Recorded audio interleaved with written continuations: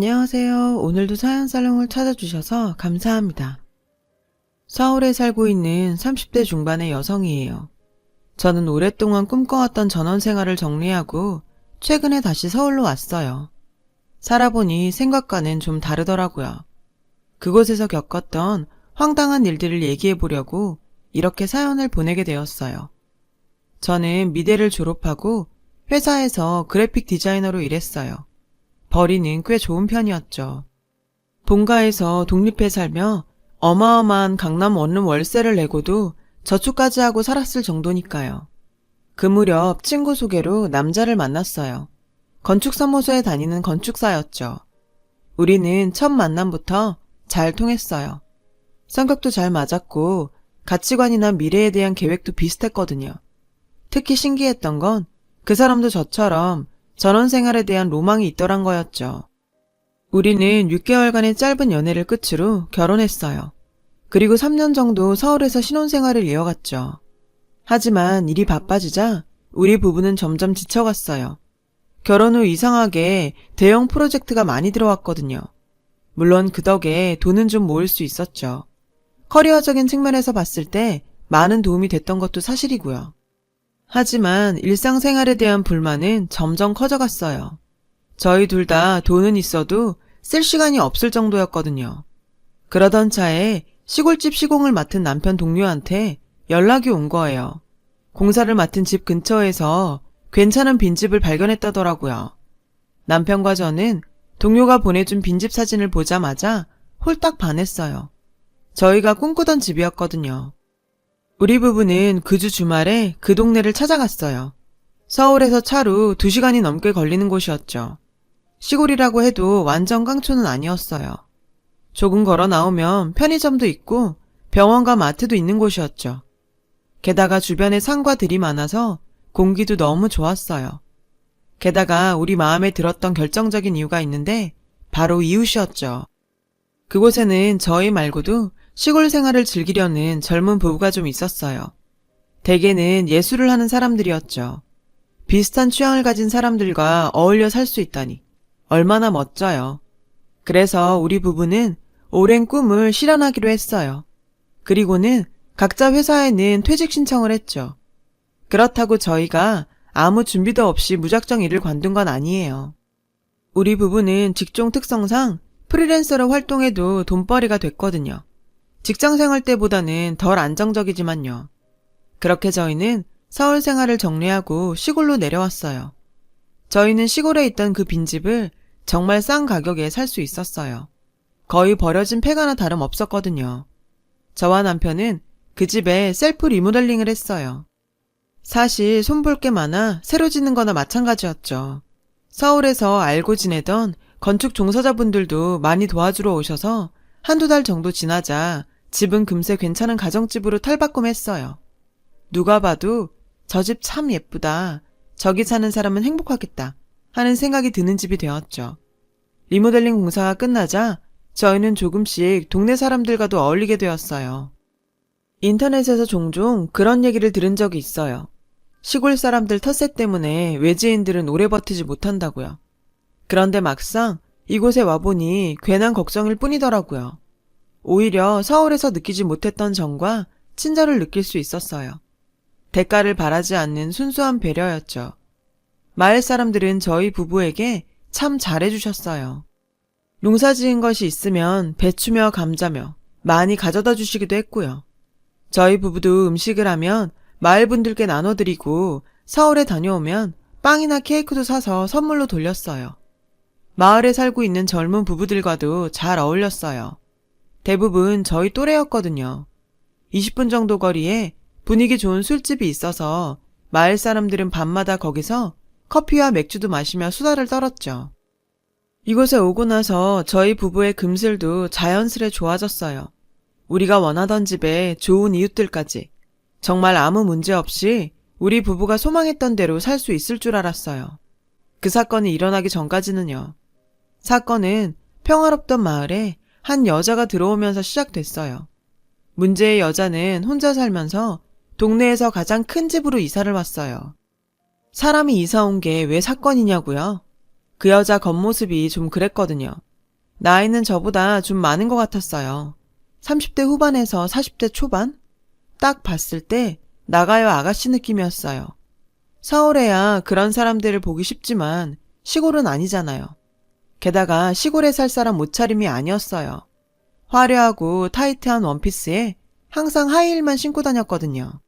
키가 작은 키도 아닌데 말이죠. 딱 봐도 170 중반은 되는 것 같았어요. 그 여자의 등장에 우리 마을에 사는 젊은 부부들 사이에서 많은 얘기가 오고 갔어요. 도대체 그 여자 직업이 뭐냐? 왜 여자 혼자 시골에 내려와 사는 거냐?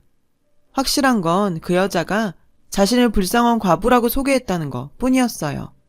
그 즈음에 저희 마을 이장님이 새로운 사업을 계획 중이셨어요. 마을 회관이 좀 컸는데 안 쓰는 날이 더 많았거든요. 마을에 젊은 사람들도 많이 살고 하니 이장님께서 그 공간에 뭐라도 해보자고 하신 거예요. 그래서 마을 사람들이 나서서 그 회관을 어떻게 이용할지 의견을 냈어요. 미술 교실이나 요가, 노래 교실 등이 추천됐죠. 금액은 거의 무료나 다름없게 품앗이로 해보자고요. 서울에서는 문화 혜택을 많이 받지만 여기 시골에서는 영화 보러 가는 것도 일이거든요. 그래서 이런 공간이 생긴다고 하자 마을 사람들 모두가 자기 일처럼 기뻐했어요. 그래서 그 일을 책임질 사람이 필요했죠. 저는 누가 돼도 상관없다고 생각했어요. 다들 믿을 만한 사람들이었으니까요. 그런데 이장님이 새로운 그 여자를 데리고 오더니 이러시는 거예요. 이분이 이번 마을 문화 사업을 책임져 주실 겁니다. 마을 사업에 참여하기로 한 젊은 층들은 어이없어 했어요. 저희는 그 여자에 대해 전혀 아는 게 없었으니까요. 그 여자는 자신을 준이라고 소개했어요. 명함도 나누어 주었는데 핑크색 장미꽃 그림과 준이라고만 적혀 있었죠. 자기는 시도 쓰고 소설도 쓰고 무용도 한다고 소개했어요. 뭔가 좀 쎄하더군요. 이것저것 다 아는 사람들 중에 뭐 하나 제대로 하는 사람을 못 봤으니까요. 저는 집에 와서 남편에게 준이란 여자가 좀 이상한 것 같다고 말했어요.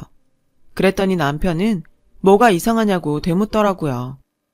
저는 다음날 마을에 사는 젊은 여자들과 마을 사업 책임자가 된 준이에 대해 얘기했어요. 다들 저와 생각이 비슷했어요. 그 여자가 수상하다는 반응이었죠. 직업이나 나이, 이름도 몰랐으니까요. 그런데 이상하게도 남자들은 한결같이 대수롭지 않다는 반응이었어요. 화가 나는 건요. 남자들이 그 준이라는 여자 말에 꿈뻑하더란 거예요. 준이란 여자가 주축이 된 마을회관 문화사업에서 저는 미술교실을 진행하게 되었어요. 그런데 아무리 작은 사업이라 해도 회의는 제대로 진행해야 하는 거잖아요. 그런데 준이라는 여자는 회의 시간에 늘 엉뚱한 소리를 했어요.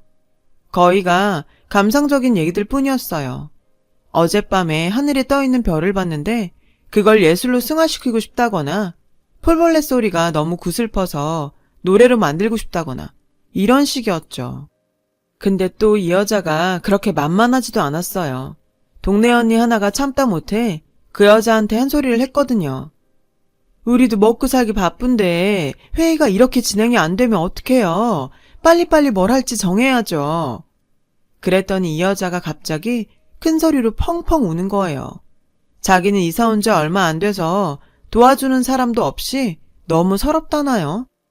어디 남편 없는 여잔 서러워 살겠어요? 힘없는 사람 괴롭히면 안 되죠.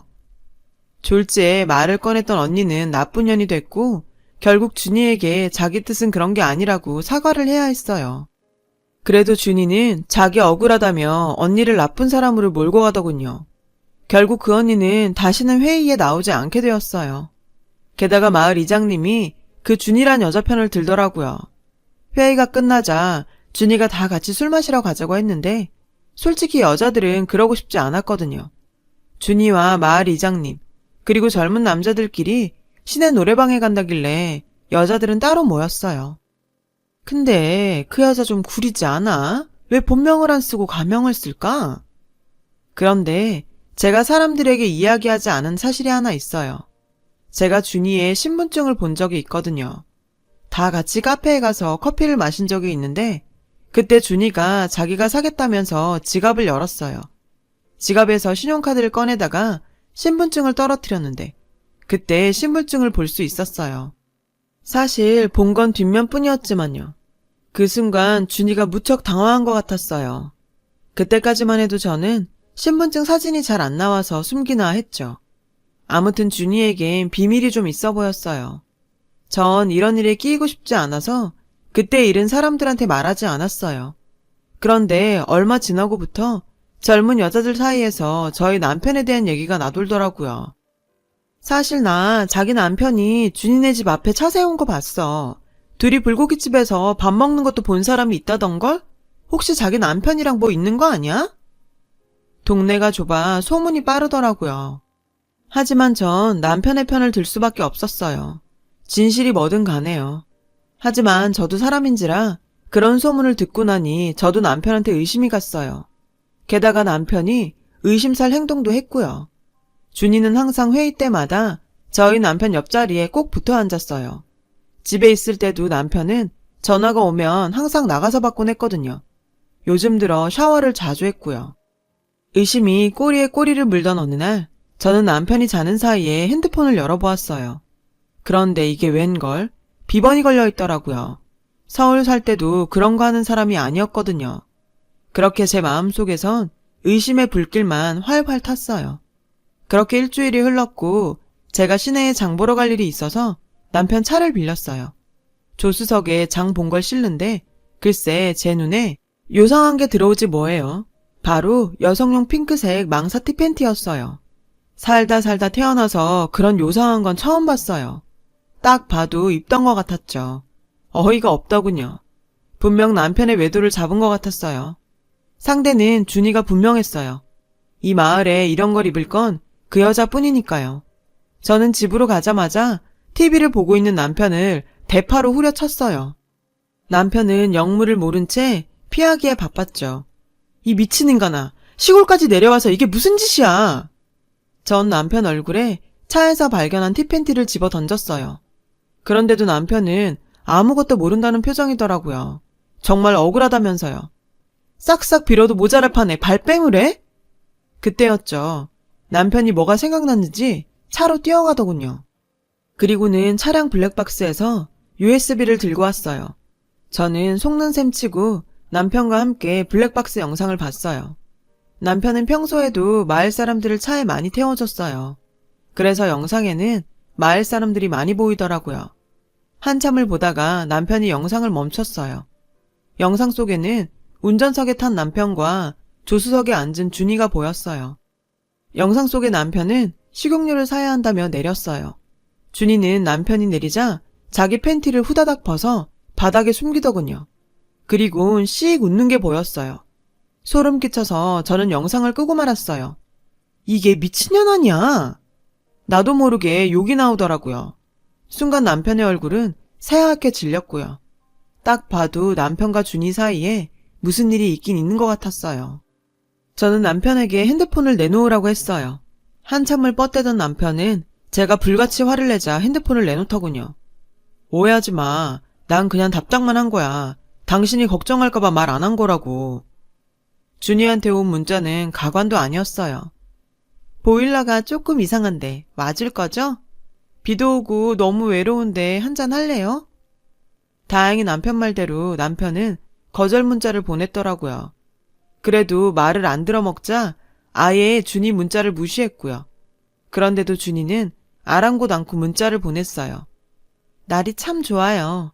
가슴이 말랑말랑 살랑살랑해져요. 전 참 외로운 과부예요.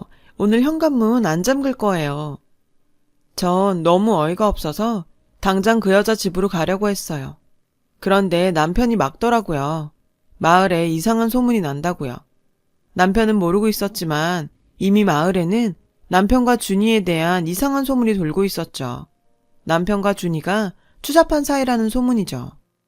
어떤 사람은 제 남편과 준이가 모텔을 들락거렸다고 했고 어떤 사람은 남편이 소문난 바람둥이라 서울에서 쫓겨온 거라고도 했어요.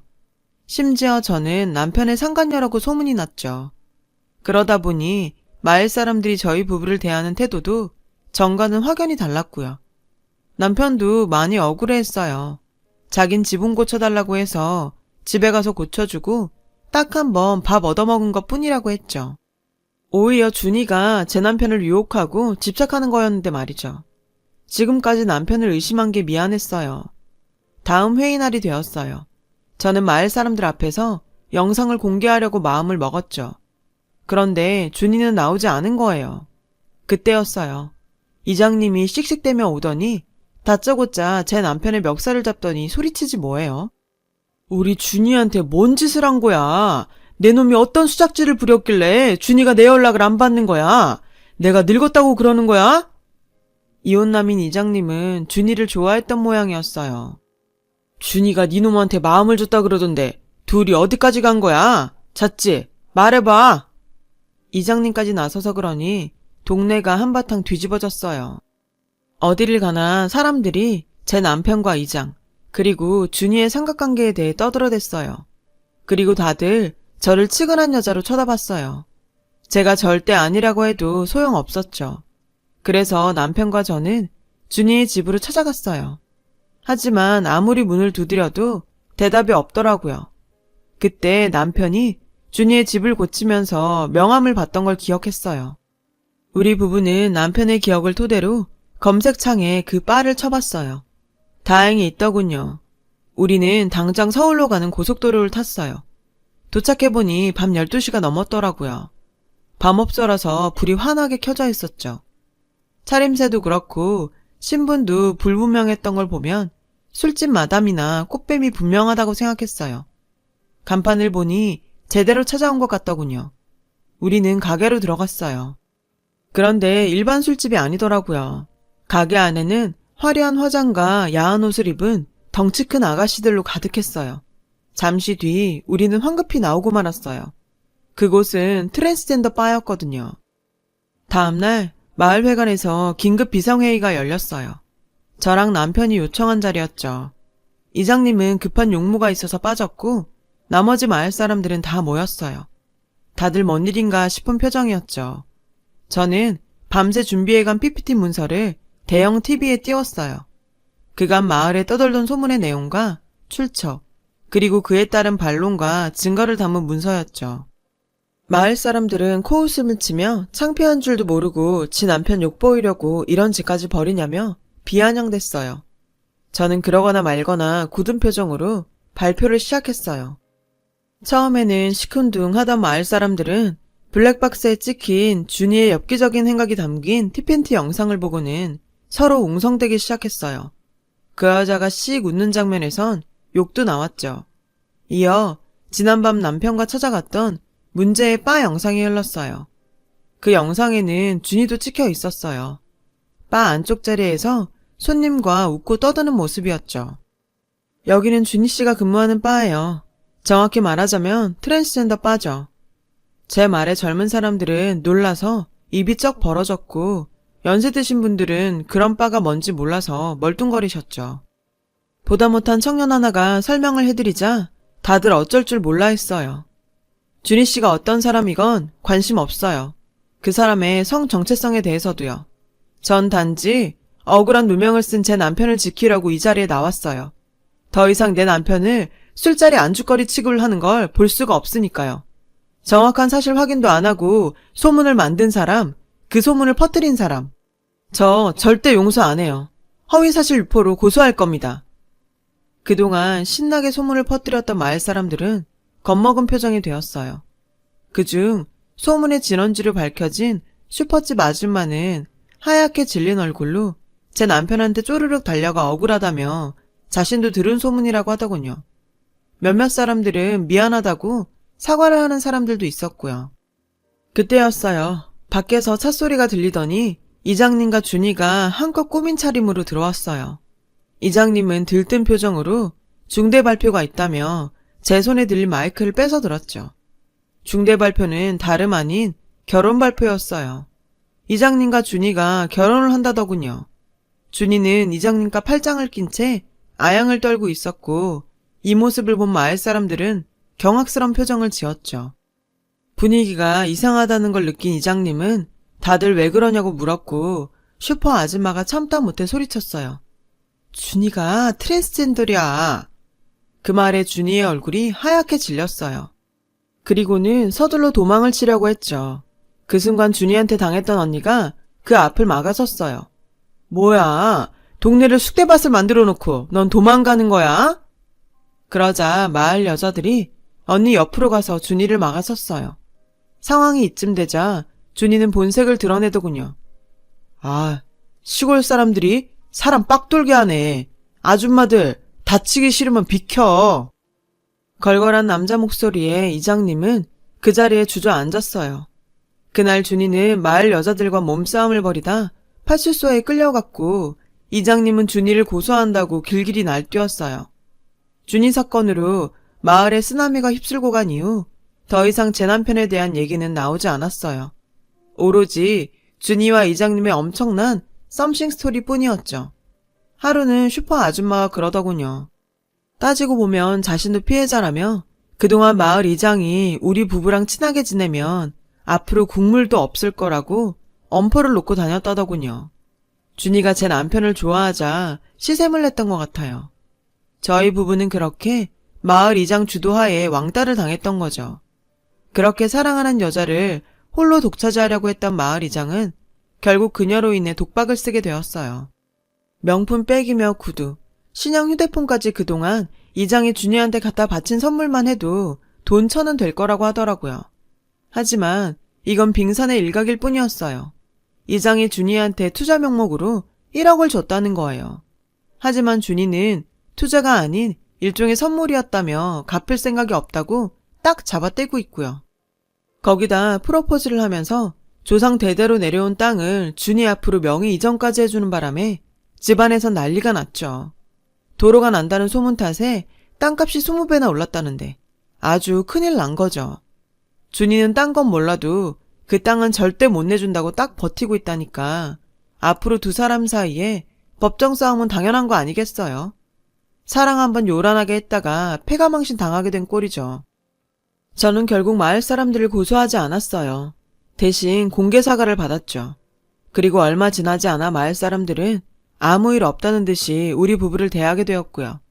하지만 이미 이 마을에 정나미가 떨어진 우리 부부는 집을 팔고 서울로 이사를 했어요. 멀리서 보기엔 더없이 평화롭고 아름다웠던 마을이었지만 정작 그 안에 살아보니 지옥 같았거든요. 서울로 돌아온 우리 부부는 프리랜서 생활을 하며 연을 맺었던 업체에 들어가 다시 직장인이 되었어요. 가끔 전원 생활이 그립기도 하지만 글쎄요. 다시 돌아가진 않을 것 같아요. 대부분이 친절하고 정겨운 시골 마을일 테지만 저는 이번 사건을 계기로 귀농에 대해 다시 한번 생각하게 되었거든요. 저희 부부는 인생 경험 제대로 했다 생각하고 있어요. 앞으로도 섣부른 판단은 하지 않고 살렵니다. 지금까지 제 사연을 들어주셔서 감사합니다. 좋은 하루 되세요. 여러분, 사연 댓글에 응원과 현명한 조언 부탁드려요. 좋아요와 구독은 저에게 큰 힘이 됩니다. 오늘도 좋은 일 가득하세요.